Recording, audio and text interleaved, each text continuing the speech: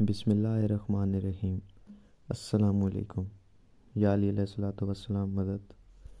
سفینۃ النجات اجل اللہ فرج الشریف، قسط دوئم۔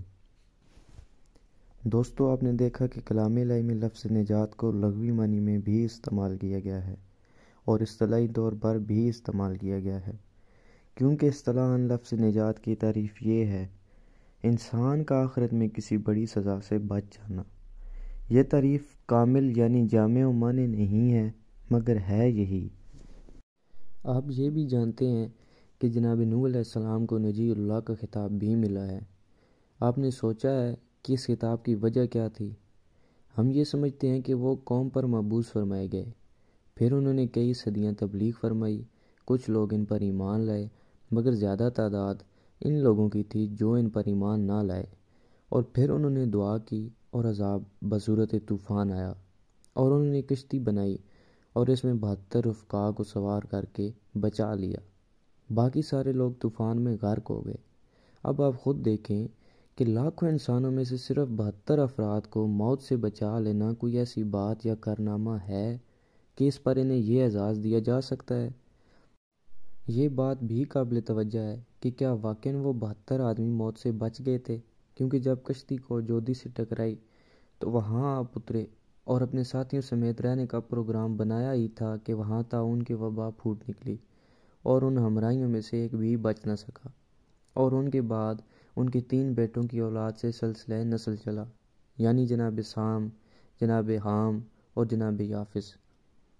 ان کی نسل ہی آج اس زمین پر موجود ہے اور نجات پانے والوں میں سے کوئی نہ بچ سکا۔ اس لیے جناب نوح علیہ السلام کو آدم ثانی بھی کہا جاتا ہے۔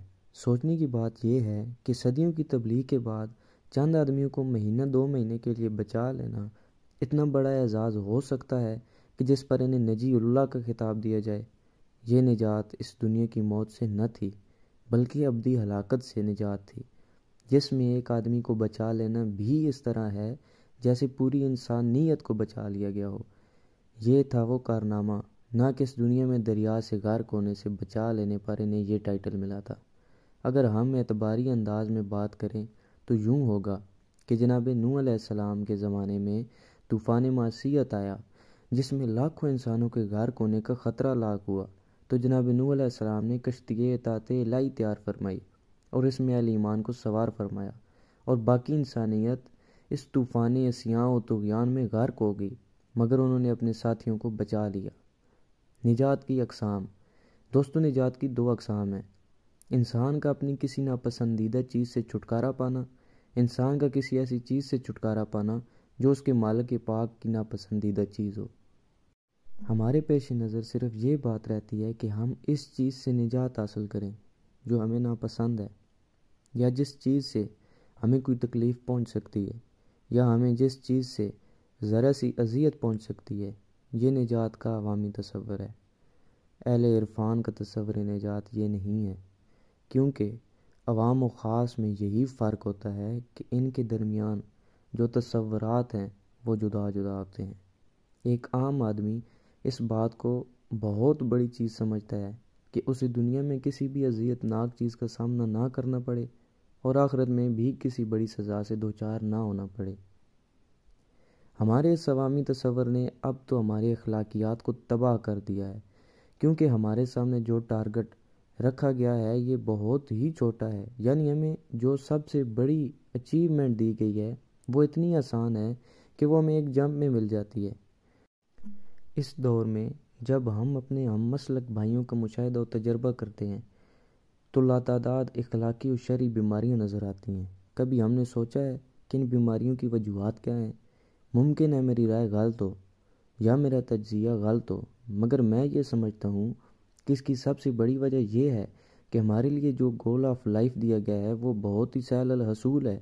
ہمیں اہل منبر کی طرف سے جو مسلسل پیغام مل رہا ہے وہ یہ ہے کہ انسان کے لیے سب سے بڑی چیز ہے آخرت میں جہنم سے بچ جانا، اور اس سے بچنے کا ایک ہی نسخہ ہے، وہ ہے رونا یا رلانا۔ یعنی ہمارے سامنے تو نوشیروان اور حاتم جیسی ہی نجات کو بڑی چیز بنا کر پیش کیا جا رہا ہے کیونکہ ان لوگوں کے لیے فرمایا گیا تھا کہ یہ شخصیات ایسے تھے جن میں ایک صفت الہی موجود تھی، ایک میں عدل کی صفت تھی اور دوسرا جواد سخی تھا۔ اس لیے ان دونوں کو جہنم میں نہیں ڈالا جائے گا، بلکہ ان کے لیے اعراف میں اس دنیا جیسی ایک زمین و مکان فراہم کیے جائیں گے، اور انہیں اس دنیا جیسے لذیذ کھانا وہاں بھی ملے گا، اور وہ جنت میں نہ جا سکیں گے کیونکہ وہ مسلمان نہ تھے، مگر وہ جہنم میں بھی نہیں جائیں گے۔ ہمارے مومن بھائیوں کو نجات کا تصور دیا گیا ہے، وہ بھی اسی طرح کا ہے۔ جو اس سے بڑھ کر بات کرتا ہے وہ کہتا ہے کہ بھائی آپ کے لیے سب سے بڑا ٹارگٹ ہے جنت، اور جنت کے لیے آپ لوگوں کو کوئی بڑا کام کرنے کی ضرورت ہے ہی نہیں، بلکہ رونے اور رلانے جیسی شکل بنانے سے جنت تو واجب ہو جاتی ہے۔ آئیے آخر میں سب مل کر اپنے مالک حقیقی کی بارگاہ میں دعا پیش کرتے ہیں۔ اللہ جل اللہ جل، یا ولی اللہ